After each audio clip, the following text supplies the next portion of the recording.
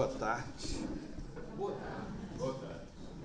Estejamos todos em paz, agradecendo a Deus pela vida, pela oportunidade bendita de estarmos reunidos sob esse teto para compartilhar, dividir e receber dos corações que se entregam para integrar esta sociedade a alegria a que o David já se referiu e que ainda que ele seguisse calado, era visível, perceptível e sensível que isso exalava dele de uma forma tão vigorosa como de uma flor de perfume inebriante e nos deixava a todos, pelo menos a mim, seguramente, vivamente tocado. Agradeçamos então a Deus por tudo isto, porque quantas vezes somos quase que forçados a agradecer pelas dores, não por apreciá-las, mas por reconhecer nelas oportunidades de reflexões e crescimento. Mas agradecer também porque em vida podemos compartilhar de encontros, de momentos e de felicidades no plural, que nos tornam a graça de viver e de compartilhar uma encarnação, uma bênção sem dimensão, e que, portanto, por mais que agradeçamos a Deus, ainda parece que ficamos a dever maior gratidão ainda. Sejamos gratos a Ele. O cancioneiro popular de todos os países, de todos os cantos, é muito rico. Tem muitas músicas portuguesas, independentes de fados ou não, que trazem vivas imagens. E o mesmo acontece com outras canções de outros países, de outros idiomas. Um dia, um filho meu, residindo nos Estados Unidos, ele me mandou aquilo que nós chamamos de hard rock, um rock pesado, em que os sons das guitarras, acompanhados por baterias extremamente vigorosas e baixos de 5 cordas, torna quase tudo não identificável e ensurdecedor. E ele me passava pela internet e disse: pai, escuta essa música. E eu me espantei porque ele sabe que aquele não é necessariamente o meu gosto musical. Ele disse: mas escute até o fim. E foi algo um tanto quanto difícil ouvir aquilo tudo, porque o som era realmente muito estridente. E ele havia me pedido: ouça em som alto. Era simples eu dizer que tinha ouvido, era simples eu dizer que tinha sido em som alto, era simples eu dizer qualquer coisa, mas seria profundamente desonesto se eu dissesse diferente do que eu tinha feito. Não que eu precisasse dizer para ele que eu era ou deixava de ser desonesto, porque eu estava na minha casa e ele estava nos Estados Unidos, não faria, em termos de vida, qualquer diferença. Mas eu tinha o dever perante a minha própria alma de ser honesto. E como ele estava me pedindo e eu não o contestei, a minha obrigação seria ouvir aquele hard rock em alto volume e até o final. Por ser muito estridente, confesso, não me preocupei em nenhum momento com a letra. Quando terminou, eu disse para ele: filho, eu ouvi a música. O que é que você queria que eu ouvisse? E então gostou? Eu lhe disse: não é bem o que eu gosto, você sabe. Ele disse: o que foi que o senhor ouviu? Eu disse: um rock pesado. Ele disse: não, pai, eu queria que o senhor ouvisse a poesia. Eu ali fiquei meio que parado, eu digo: meu Deus, eu quando adulto e eles crianças, eu usava muito de brincadeira com todos eles, porque eu dizia que o mundo precisa que a gente não só esteja aberto, mas que a gente esteja atento. E eu brincava algo do tipo: vamos aqui hoje conversar sobre um assunto que todos vocês conhecem. Eu colocava os meus filhos em derredor e dizia algo do tipo: quem foi que recebeu as tábuas da lei? E eles diziam, Moisés. Era uma pergunta muito fácil. E quem foi que veio e foi batizado por João Batista? Jesus. Ótimo, vocês estão muito bons. Se a gente vai lá no Antigo Testamento, a gente encontra um homem que foi engolido por uma baleia. Quem foi?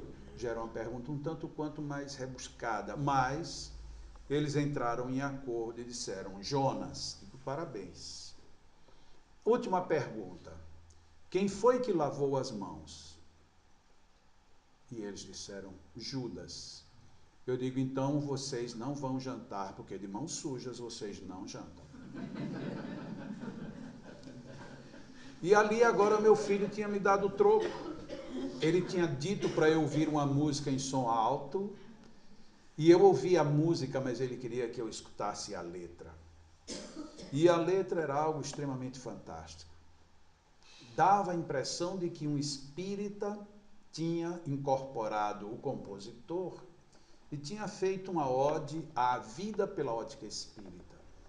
Porque num dado momento ele não usa a palavra reencarnação, mas dizia, se eu volto a viver, eu farei melhor. E eu voltarei e serei ainda melhor. Mas isso é um cântico à reencarnação. E era num rock extremamente pesado. Mas essa frase era uma frase apenas, mas tinha outras frases. Era uma poesia belíssima. E eu então disse para ele, mas meu filho, eu não ouvi. Ele disse, então deixa eu lhe falar. E aí ele leu em inglês, e depois ele disse, deixa eu lhe traduzir, porque o senhor não tem nem trabalho. E ele me leu a letra toda em português. E quando ele terminou, eu disse, mas como é que pode? Ele disse, pois é, pai, como é que pode? Como o nosso preconceito nos atrapalha. Quer dizer, ele achou pouco e me deu outra, né? Porque ele estava dizendo que eu tinha sido preconceituoso. Mas a vida é assim. Eu pensava então como era que eu iria abrir esta nossa conversa de hoje de tarde. O nosso amigo Pedro desde ontem me pergunta, mas vai ter projeção, vai ter PowerPoint, vai ter... Não, não vai. Aí ele hoje ainda perguntou, mas vai ter som? Eu digo, também não vai. Mas tudo na vida é um troco também. Quando você faz uma coisa para um lado, você recebe um troco. Quando eu me sentei ali ao lado de Fernando, eu disse, mas que pena que não tem um violão. Ele disse, não tem, se você tem avisado. Ele não fez por mal, porque ele não é Pedro, mas veja como as coisas acontecem na vida. Eu digo, mas assim mesmo eu vou falar de música. E estava pensando de que música eu iria falar. E me lembrei, enquanto eu estava pensando, que eu já tinha selecionado outra para comentar. E me lembrei desse lance com o meu filho. Mas eu tinha separado uma outra música brasileira que é um rock, é uma música pop. Mas que essa música durante muito tempo me estimulou muito. Eu digo, vamos começar um centro espírita. Eu poderia chegar aqui, Senhor, Pai, faz descer os teus anjos, seria ótimo, maravilhoso, e talvez eu até ainda faça isso. Mas eu queria falar de música. Já tivemos duas belíssimas. Mas olha essa. Mas é claro que o sol vai voltar amanhã mais uma vez. Eu sei. Oi. Escuridão já vi pior. De endoidecer mente sã. Espera que o sol já vem. Nunca deixe que lhe digam que não vale a pena acreditar no sonho que se tem. Ou que seus planos nunca vão dar certo. Ou que você nunca vai ser alguém. Tem gente enganando a gente. Veja a nossa vida como está. Mas eu sei que um dia a gente aprende. Nós poderíamos dizer, isso é eminentemente materialista. É uma visão psicológica, é uma visão de alguém que simplesmente está pensando no hoje, no imediato, mas existe algo que está um pouco além disso tudo. Mas é claro que o sol vai voltar outra vez.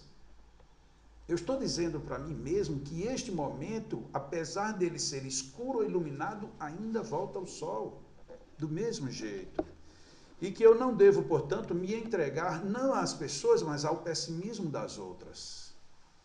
Se você quiser acreditar em alguém, se você quiser alguém em quem confiar, resume a canção, confie em si mesmo. Quem acredita sempre alcança. Isso é uma música pop, que normalmente a gente entra no refrão, mas é claro que o sol... E a gente começa a dançar e esquece da letra. Como eu fiz com a música que o meu filho me mandou. Mas por que eu então escolhi esta música para a gente começar a nossa abordagem aqui hoje? Porque nós estamos começando uma casa, estamos abrindo um centro, mas com que ânimo? Com o ânimo de que amanhã alguém vai dizer, nossa, mas está escuro isso aqui. Pois é, mas é claro que o sol vai voltar outra vez. Eu sei. Eu conversava esta semana com a Julieta Marques, pessoa que eu acredito que a maioria do público espírita português conhece muito bem, que ela estava hospedada lá na casa do Fernando e da Leonor conosco. E ela dizia que quando começou a tomar conta de umas casas espíritas em Lagos, ela durante 2 anos, ela foi e fez reunião sozinha. Normalmente a gente diz, mas tinha os espíritos. Ela nem ao menos se preocupou de colocar isto na contabilidade. Durante 2 anos, eu e mais ninguém, abria um livro, lia, fazia uma prece, comentava, fazia uma prece e ia embora para casa chorando. Mas ela, por certo, acreditava, sem nunca ter ouvido essa música, confia em si mesmo, quem acredita sempre alcança. Me disse ela que no dia que ia completar 2 anos, ela fez uma oração e disse, Senhor, a essas alturas eu não sei se eu estou certa ou se eu estou errada. Eu acredito que talvez tenha chegado a hora de parar, porque são 2 anos. Eu preciso que o Senhor me diga, de alguma forma, se eu devo continuar. Eu vou para o centro e espero que o Senhor de alguma forma me diga se devo continuar ou parar. E ela foi mais uma vez sozinha. E quando chegou para abrir a porta, estava com a chave na porta, uma moça lhe bate ao ombro e pergunta, é verdade que isto aqui é uma casa espírita? E ela disse, sim senhora, pois não? Eu vim porque eu estou precisando muito. Você não imagina o quanto eu precisava de uma casa espírita. E ali ela entendeu, valeu a pena.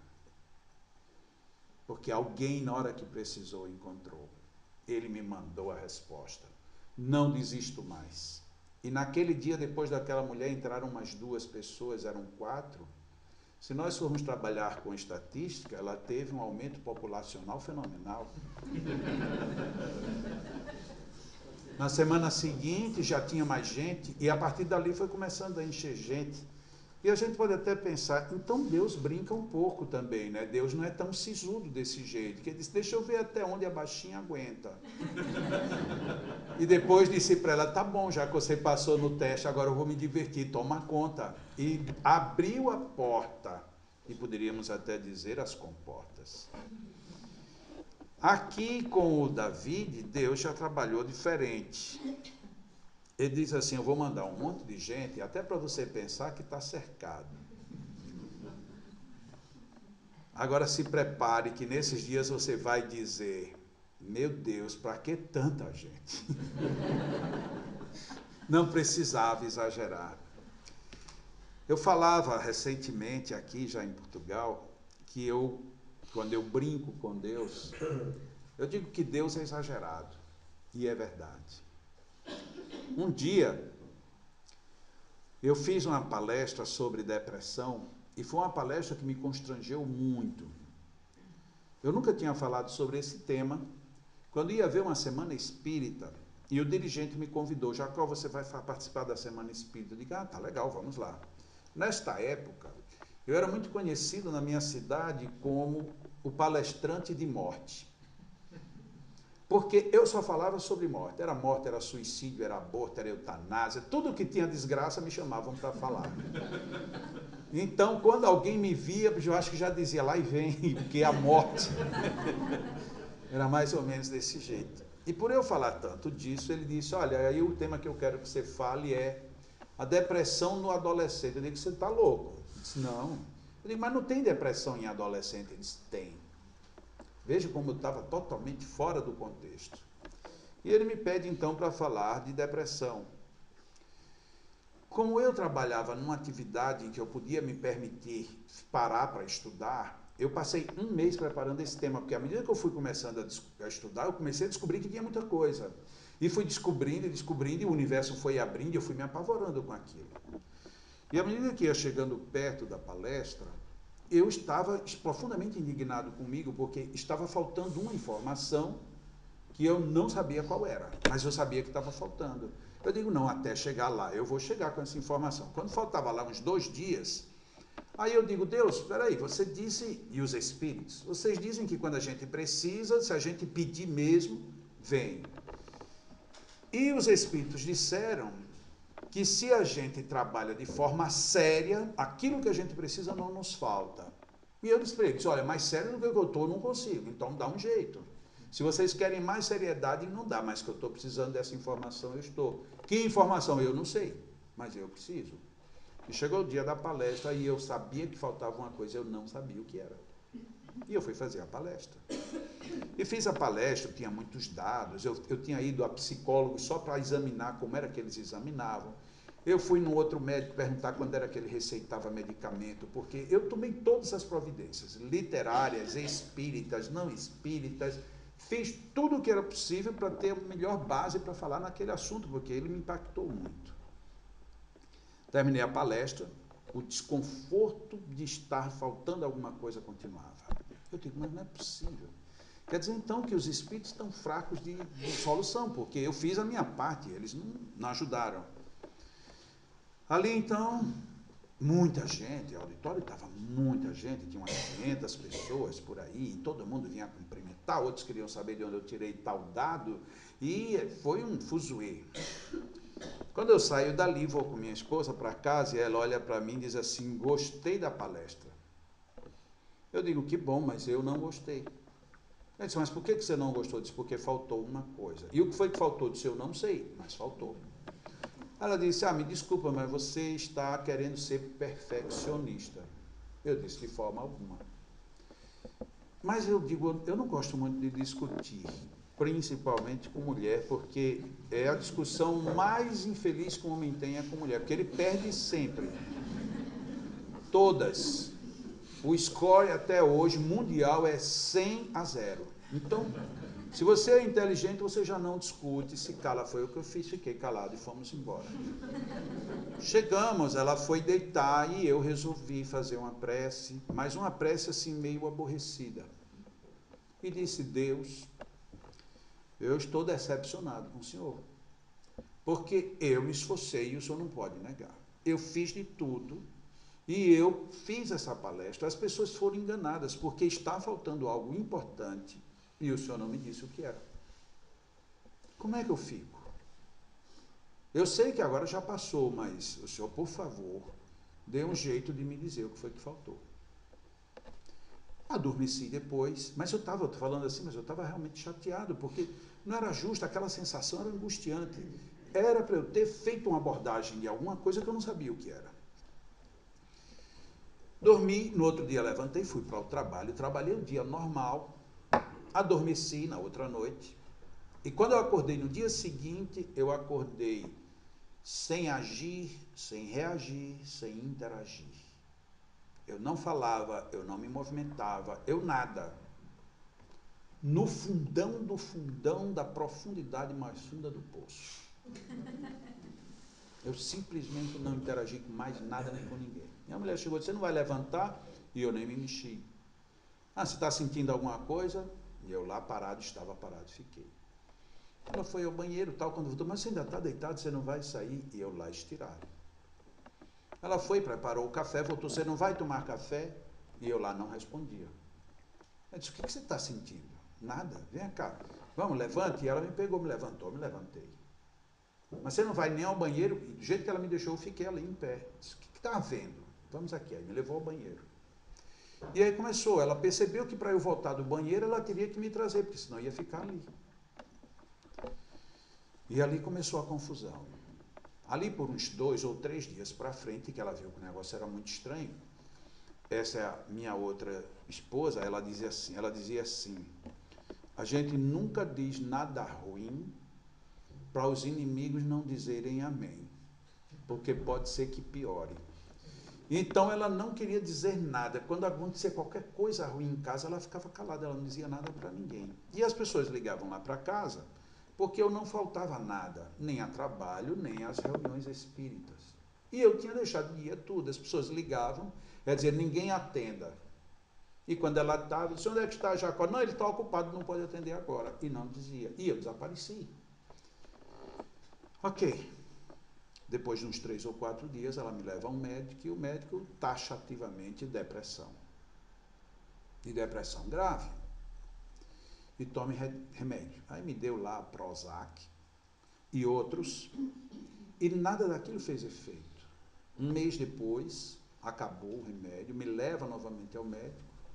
E quando ela me leva ao médico, eu preparei, né? Quando ela me disse, depois da manhã nós vamos ao médico, está marcado. A partir daquele momento, eu pensando comigo, meu Deus, eu tenho que fazer alguma coisa, porque o que eu estou vivendo não é vida. Agravado porque quando os meus colegas, os companheiros de trabalho da instituição que eu frequentava, que à época era uma instituição com nome muito parecido com este, era GEAC, em vez de ser Grupo de Estudos Espíritas Allan Kardec, era somente Grupo Espírita Allan Kardec.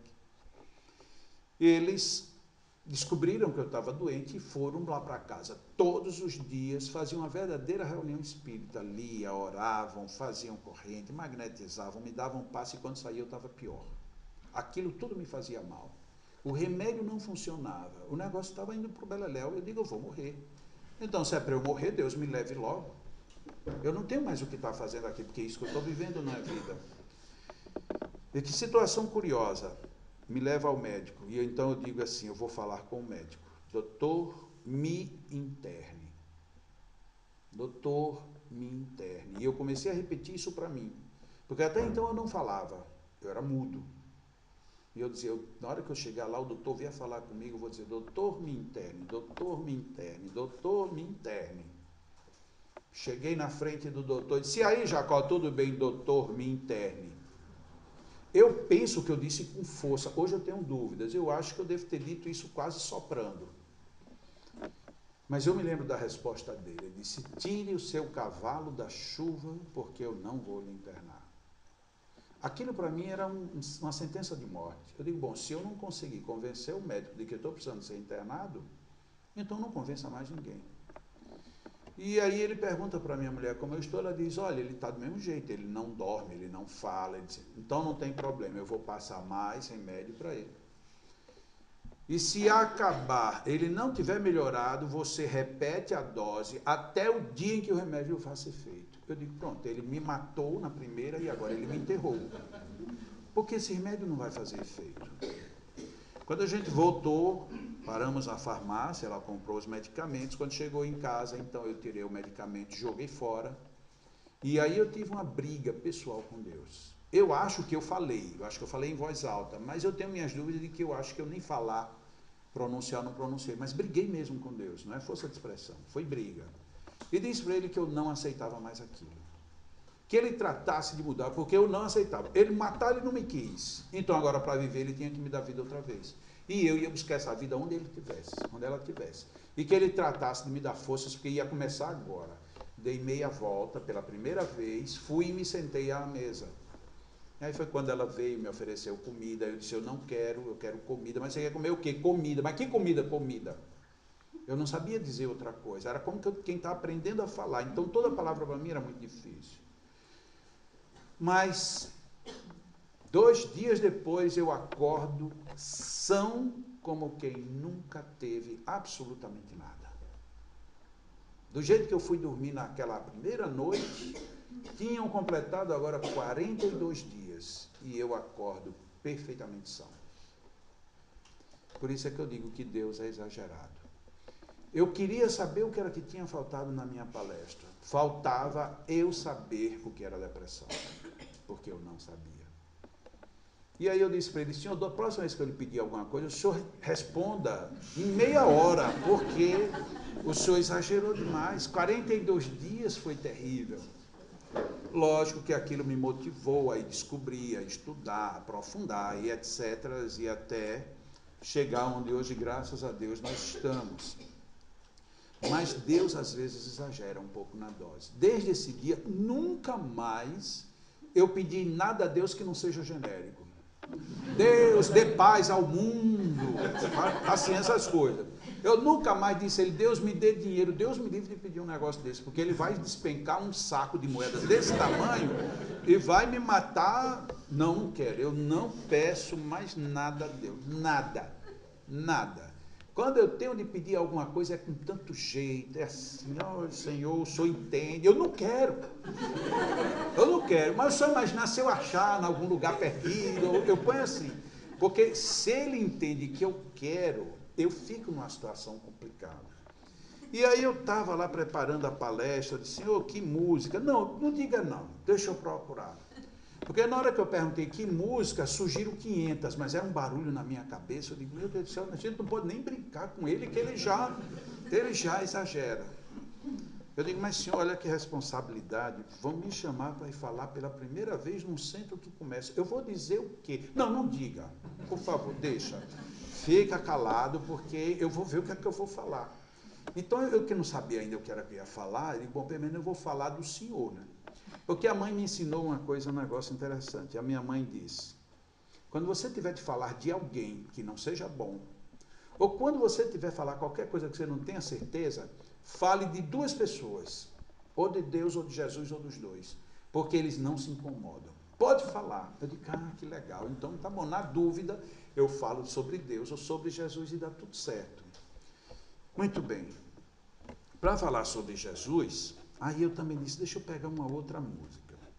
Primeiro eu peguei um texto dele, eu digo, não, mas um texto de Jesus somente, o texto de Jesus todo mundo já sabe, todo mundo conhece. Aí eu até pensei assim, Jesus disse, no mundo passais por aflições, mas tende bom ânimo, eu venci o mundo. Eu digo, mas isso todo mundo já sabe, mas eu vou falar dele. E aí eu fiquei pensando, no mundo passais por aflições, quem de nós não passa por aflição? De qualquer tipo. Umas pessoas são aflitas porque não têm nada, outras porque têm muito. Umas pessoas estão aflitas porque têm pouca idade, outras porque têm muita idade, outras porque nem tem muita nem pouca. A gente reclama de qualquer jeito. E a gente tem aflição porque é perseguido, porque as coisas não dão certo, porque tem uma enfermidade. A gente tem aflição de toda ordem. A gente tem aflição porque gostaria, porque não gostaria. Já imaginou? Eu chego aqui, a Leonor faz assim, domingo, nós vamos comer um bacalhau de carne, meu Deus do céu. Como é que eu vou dizer que eu não gosto de bacalhau? É uma aflição. Você vê? Eu tive que pedir, Jesus Cristo, me diga aí como é que eu devo fazer para sair dessa aflição, porque é um negócio, né? Aí de outras pessoas que vêm do Brasil, olha, eu não vejo a hora de ir a Portugal para comer um bacalhau. Veja como a aflição muda de pessoa para pessoa. Até as pessoas que vêm da Dinamarca vêm para cá sonhando em comer. Parece até que na Dinamarca não tem bacalhau. Já pensou? Que coisa séria. Mas são aflições. E eu digo, e o que é que Jesus diz? Jesus colocou quase tudo na sua proposta de vida para nós, coisas mínimas. O que você pode fazer para vencer todas as coisas negativas, aflitivas da sua vida? Tenha bom ânimo. Mas, Senhor, o que mais? Nada. Só isso. Tenha bom ânimo. Mas o que é ter bom ânimo? É você estar na direção do que você quer com perseverança. Mas como assim? Está muito ruim, mas é claro que o sol amanhã outra vez vai brilhar.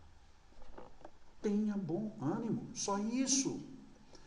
Mas o senhor não sabe o que é que eu estou passando. Pois é, está muito pesado, então tenha mais bom ânimo. Só isso, ele não pediu muita coisa. Quando ele propõe a fé do tamanho de um grão de mostarda, a gente nem se dá conta que ele está dizendo que nós somos tão profundamente ignorantes que nós não fazemos o menor esforço. Ele não está dizendo fé no sentido religioso, ético, etimológico, filosófico da palavra. Ele está dizendo, tenha bom ânimo, nem que seja o mínimo, mas tenha. Fé pode ser considerado como bom ânimo. O problema é que a gente sai, eu tenho fé em Deus de que vai acontecer, e se não acontecer, eu nem sei o que vai acontecer. Ou seja, você tem fé em Deus que vai acontecer, mas se não acontecer, nessa expressão, eu tenho fé em Deus que vai acontecer, e se não acontecer, você está dizendo que você não acredita em Deus. Já começa por aí. Segundo, que você não tem fé. E terceiro, que o seu foco é não acontecer. Portanto, você está totalmente fora do contexto. O que é que você precisa? Um mínimo. Não, eu tenho fé em Deus de que vai acontecer. E se não acontecer? Não existe essa possibilidade. Como não existe? Não existe. E se não acontecer? Não existe. Mas e se por acaso você acontecer diferente disso? Então é porque o que vai acontecer é diferente, mas vai acontecer. Então você não sai do foco do que seja o que vai acontecer. O problema é que a gente sai rapidamente do bom ânimo, a gente desiste dele por nada. Ah, eu estou pensando em ir ali, e se não der certo? Já não deu, porque é esse o seu foco. Eu vou ali, vou, mas se não der certo? Não, vai dar certo sim. Não, mas e se por acaso? Não tem por acaso. Vai dar certo. Mas, tá bom, e se não der? Não tem essa hipótese. Ah, mas você é muito otimista. Não, eu tenho bom ânimo. Só que, por incrível que isso pareça, por mais óbvio e pequeno que seja, nós não nos sustentamos nisso. Qualquer coisa nos tira do bom ânimo. Aí Jesus diz, tenha fé do tamanho de um grão de mostarda. E ele faz uma proposta ousada nesse momento. Eu acho que todos se lembram qual foi o momento em que Jesus falou disso. Foi na hora que ele, tendo fome, ele pronuncia a fome e manda que Pedro vá buscar um figo numa figueira. E Pedro, mesmo sem ir, já disse, mas Senhor, você está vendo que hoje na época de figo não tem figo. Aí Jesus disse, ok, então que ninguém coma de ti fruto algum. Dois evangelistas marcaram isto, Mateus e Lucas. Mateus e Marcos. Um diz, e eles foram, e quando voltaram no dia seguinte, a figueira tinha secado até a raiz. O outro diz, instantaneamente a figueira secou. De um jeito ou de outro, aqui para nós, pense num olho gordo de Jesus, não é não? Não é um mal olhado terrível. Jesus olhou para a figueira e ela murchou até a raiz. Buscando um pouquinho para o magnetismo, sabe que isso é muito relevante? Porque quando a gente vê alguém que tem um olho mau, ou olho gordo, como se diz no Brasil, ou mal olhado, ou o nome que seja, a gente fica com medo dessas pessoas. Então era para a gente ter medo de Jesus, porque Jesus fulminou a árvore. E a gente nem se dá conta disso. Todavia, esse mesmo Jesus curou a milhares, portanto, ele tinha um poder de cura magnético violento. E ele estava dizendo, cuidado para onde você dirige a sua força. Porque se você dirigir que ninguém coma de ti, você mata. Que é a mesma força que diz que de ti brotem os melhores frutos. Aquele foi o momento do contraponto de Jesus, como quem diz, tenha fé no que você faz e não no que pode acontecer. Porque se você fizer e fizer certo, o que pode acontecer, acontecerá. Mas aí a gente de repente vacila porque a gente não tem bom ânimo. Nosso ânimo é vacilante. A gente por nada, a gente afunda. É o exemplo de Jesus com Pedro, quando Pedro quer caminhar sobre as águas. Pedro começa a caminhar sobre as águas. E ele vê de repente que se forma uma marola. Marola não é onda grande, marola é uma onda pequena. Na primeira onda pequena, Pedro vacilou. E vem uma onda. Afundou, ele deixou de andar sobre as águas. E é isso que a gente faz constantemente. Não temos bom ânimo. E na hora que a gente não tem bom ânimo, afunda. Estamos falando nisso porque estamos abrindo uma casa. Essa casa, independente de quem esteja à direção, independente do futuro que possa estar reservado, tudo depende do bom ânimo de quem estiver vivendo-lhe as entranhas. E o que é viver a entranha de uma casa espírita? É viver a própria casa. E o nome não poderia ser mais próprio. Casa. Onde tem fogo, quem vai? Bombeiro. Onde tem briga, quem vai? A polícia. Onde tem doente, quem vai? O médico. Onde tem ignorância, quem vai? O professor. Onde tem pessoas querendo servir e amar? Jesus. Qual é a companhia que nós queremos? Não, mas vai vir para cá. Não sei quem vai vir. Eu quero saber o que é que você é onde você está. O que é que você traz? Você traz a tendência de apagar fogo? Ótimo. Há espaço na casa espírita, quantas pessoas chegam apavoradas, ardendo de desejos, às vezes de vícios, às vezes de incontidos ódios. É preciso que tenhamos um bom bombeiro. Quantas vezes vão aportar na casa espírita pessoas enfermas? É preciso que tenhamos medicina, não necessariamente títulos, mas medicina interior para dizer, venha, vamos nos curar juntos. Quantas vezes e quanto chegaremos aqui totalmente ignorantes das leis da vida? Muitas vezes passamos anos dentro de uma casa espírita, ou dentro de qualquer outro templo religioso, ou fora de qualquer outro templo. E aí estamos ansiosos por aprender sentido novo para a vida. Temos que também atender aqui. Temos as crianças que precisam de orientação. Temos nós todos que precisamos crescer, progredir, avançar na vida. Estudo é necessário. Estuda-se em conjunto, mas quase sempre pedimos alguém que nos oriente, que nos dê o norte, que nos dê a direção. Precisamos ter professores. Mas tudo isso, se nós não temos esse sentido maior, que é Jesus, que a gente pode tirar o nome, tira o nome Jesus, que lugar do nome de Jesus a gente coloca? Bom ânimo. Porque todo homem aqui no sentido genérico da palavra, todo ser humano que tem bom ânimo, ainda que ele não acredite, ainda que ele duvide de Jesus, Jesus está com ele. Porque estar com Jesus ou ter Jesus não é frequentar ou deixar de frequentar qualquer igreja. Quantas pessoas estão na igreja e não conseguem ver Jesus? O máximo que conseguem é ver uma estátua. E quantas pessoas estão no meio da rua, nunca entraram numa igreja, e eles estão com Jesus ao lado dele o tempo todo. Qual é o ânimo que nós deveremos ter? É o ânimo de acreditar de que, mas é claro, amanhã o sol vai nascer de novo. Isso é bom ânimo. Imagina, a gente está agora entrando para a noite de mais um dia. Vai ficar escuro, a temperatura vai baixar mais um pouco. Nós teremos um lusco-fusco que vai nos confundir, vai precisar de alguma forma para a gente poder identificar coisas e pessoas com mais precisão. E isso vai agravar de tal maneira que a gente diz, pronto, acabou-se tudo. Mas daqui a pouco nasce de novo um sol no horizonte. Mas em vez desse sol nascer apenas por condições climáticas, que tal a gente ter um sol onde quer que a gente esteja? Que tal nós sermos esse sol de bom ânimo? Porque é muito interessante quando a gente vê uma pessoa que, a despeito de tudo, ela tem bom ânimo. Ela está viva, ela está acordada. No livro dos Médiuns, existe uma citação no capítulo 2, que é um dos itens de uma análise de Allan Kardec, que vale aqui bem precipuamente para nós que somos espíritas.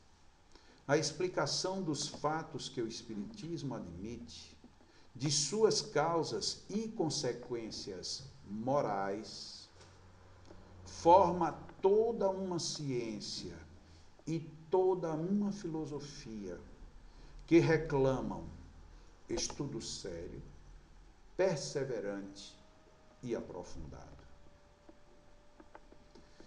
Sem bom ânimo, isto não acontece em lugar nenhum, em casa nenhuma, pode ser casa nova, pode ser casa antiga, pode ser pessoas experientes ou pessoas sem experiência nenhuma. Para ser espírita, ela tem que levar toda a filosofia e toda a ciência para redundar numa consequência moral. E isso só acontece quando nós nos aprofundamos. Há algum tempo, eu escrevi um artigo que foi publicado em alguns jornais espíritas, e ele foi publicado e republicado não pelo artigo em si, acredito eu, mas pelo título do artigo. Que bom seria que o livro dos espíritos fosse também o livro dos espíritas. Porque parece que o livro dos espíritos é alguma coisa que está muito longe. E ali está a base para a gente entender não apenas filosofia vã, não apenas ciência de aparência, mas sobretudo para entendermos como tudo isso se engendra para produzir no final conceitos morais que nos farão ter ouvidos de ouvir um rock pesado e descobrir que tem uma letra notável. Que nos levarão a pensar que uma música pop pode estar nos convidando o tempo todo a essa perseverança, a esse bom ânimo de que Jesus falou. E que se a gente começa a perceber isso, daqui a pouco a gente descobre que isso está difundido em absolutamente tudo ao nosso derredor. Porque se a gente olha, por exemplo, aqui tem uma garrafa d'água. Essa garrafa d'água, se alguém não tem tido a perseverança, nem estaria a garrafa, nem a água, nem coisa nenhuma. Mas a gente não pensa. E a gente acha que as coisas vão acontecendo porque elas são simplesmente sequentes, consequentes e casuais ou pontuais. Elas acontecem porque as pessoas têm perseverança no que querem. E eu não consigo ainda o que eu quero porque eu não tive perseverança. E eu já consegui o que eu consegui porque eu perseverei. O fruto, a marca das vitórias, a gente recebe troféus, medalhas, emblemas.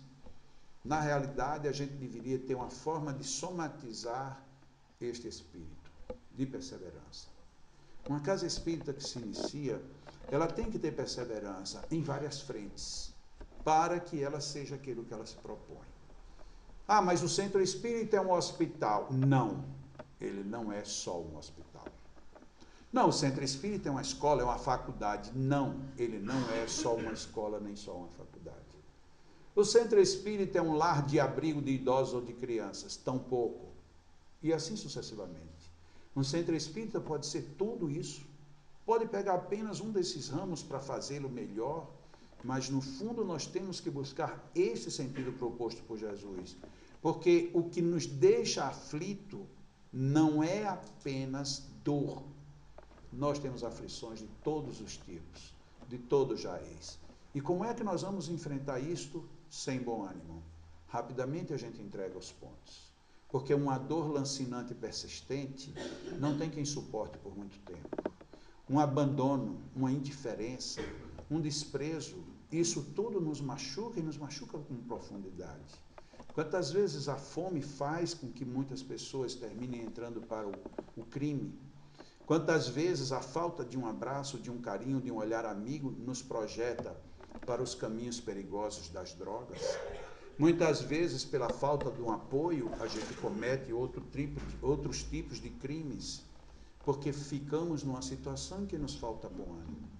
Uma casa espírita, ela pode estar até com as portas fechadas, por 1000 motivos, mas as pessoas da casa espírita têm que estar abertas. Onde? Onde quer que elas estejam. Porque casa espírita não é parede, casa espírita não é sala física, casa espírita é aquilo que a gente consegue colocar dentro de nós, como igrejas. A melhor e a maior igreja é a que eu tenho dentro de mim. Porque não adianta eu precisar de uma igreja-templo, porque ao sair dela eu deixo tudo ali dentro. Eu tenho que vir a um templo, seja ele qual for, para pegar-lhe o altar e colocar dentro da minha alma. Se eu sou católico, que eu seja católico em qualquer lugar. E quem é o católico? É aquele que segue uma igreja cristã fundada em Jesus Cristo. E Jesus diz, nenhuma ovelha do meu Pai se perderá. Nenhuma. Se nenhuma se perderá, quem sou eu para agora ficar selecionando ovelha A, B ou C? Eu posso ter mais afeto por uma do que por outra pessoa, mas dizer que uma ou outra não me merece nenhuma atenção, não me habilita a me apontar como cristão, como católico, como protestante, como espírita, ou outros seguidores de outros líderes também não serão aprovados se não tiverem um comportamento semelhante. Eu já ouvi espíritas dizerem bobagens de tamanho visceral, porque não aceitam esse bom ânimo a que Jesus fala. Mas também já ouvi protestantes, já ouvi judeus, já ouvi muçulmanos dizerem coisas lamentáveis. E não é eu me dizer espírita que me satisfaz. Esta frase é do Sr. Allan Kardec no livro Obras Póstumas. O verdadeiro espírita não é o que diz que é espírita. O verdadeiro espírita tampouco é aquele que frequenta um grupo, na época ele chamava de grupo ou sociedade espírita. O verdadeiro espírita é aquele que mesmo fora dela, ele continua postulando a moral que ele aprendeu no estudo filosófico e nas percepções científicas daquilo que ele está se orientando. Essa é uma proposta desta casa, até porque está aqui a égide, a foto do Sr. Allan Kardec.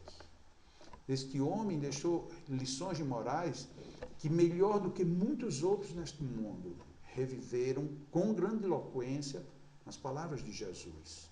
Então, este homem precisa ser respeitado não por ele ter sido quem quer que fosse, mas pelo exemplo que ele deixou de vida, de palavras escritas e de oportunidades de grandes reflexões. Como é que nós vamos respeitar a doutrina espírita se nós não tivermos bom ânimo? Eu sou espírita, estou isento de toda e qualquer dificuldade. Não é por aí. Então eu sou espírita, vou sofrer tudo. Também não é por aí. Porque espírita nem veio para sofrer mais nem menos. Espírita veio para viver. E viver como? Dignamente. A única diferença que tem da vivência em relação a outras religiões. O espírita precisa saber por quê, e ele tem como descobrir, e para quê. E na hora que ele descobrir os dois, ele fazer o como. Como viver isto? Para isto, só precisamos dessas duas palavrinhas de Jesus. Bom ânimo. Tenhamos bom ânimo. Principalmente aqui agora de uma forma muito particular, ao meu amigo Davi. Tenha bom ânimo, meu amigo.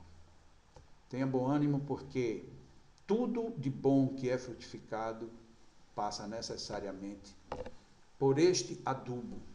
Este é o grande adubo que sustenta qualquer árvore. Bom ânimo. Se um dia alguém, por algum motivo, com tristeza, lhe dirigir palavras ofensivas, não se preocupe, porque são as minhocas que permitem que o oxigênio chegue nas raízes. Se um dia, por acaso, alguém te cortar o entusiasmo que você tenha, não se abale, porque são as podas das árvores que as tornam mais viçosas. E se um dia alguém atira pedras para querer te derrubar os frutos, agradeça, porque frutos foram feitos para serem absorvidos. Alguns sabem tirá-los diretamente, outros só sabem através de pedradas. São as formas como cada um de nós usamos a natureza à nossa disposição. Tenha bom ânimo, persevere.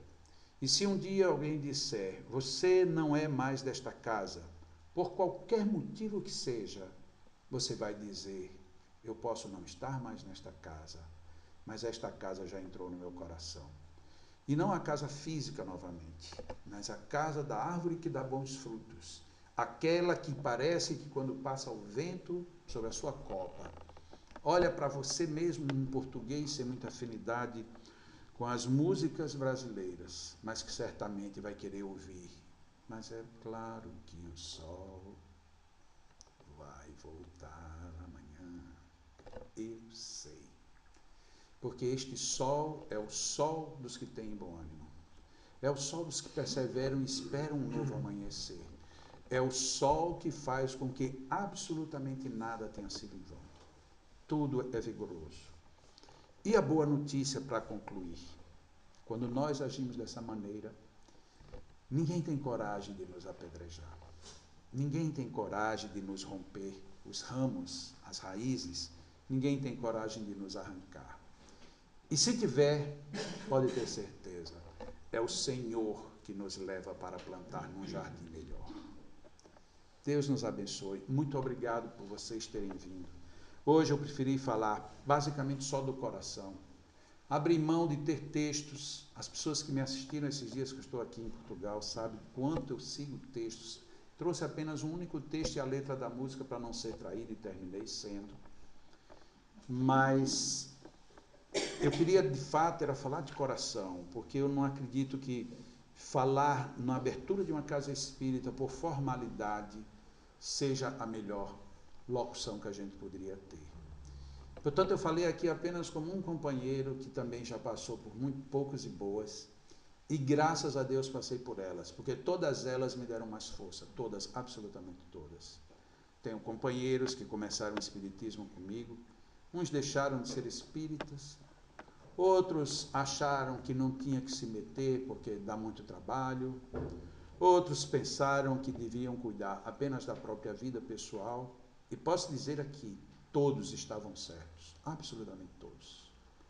Tanto quanto estava eu certo também em seguir do jeito que eu sigo até hoje. Por que eles estavam certos? Porque talvez fosse esse o amanhecer que eles esperavam. Eu estou no sol que amanheceu do jeito que eu sempre espero. De repente hoje, talvez eles estejam em algum lugar qualquer. Eu sei onde eu estou. Eu estou em Ovar, em meio a uma única família, porque estamos todos na mesma casa. Deus nos abençoe. Deus os abençoe. Que os bons amigos espirituais estejam dentro, à frente, e nos lembrando sempre, para que tenhamos bom ânimo e tenhamos uma vida digna de nos dizermos: eu sou filho de Deus. Eu sou irmão de Jesus. E como Ele, eu e o Pai somos um. Muita paz para todos.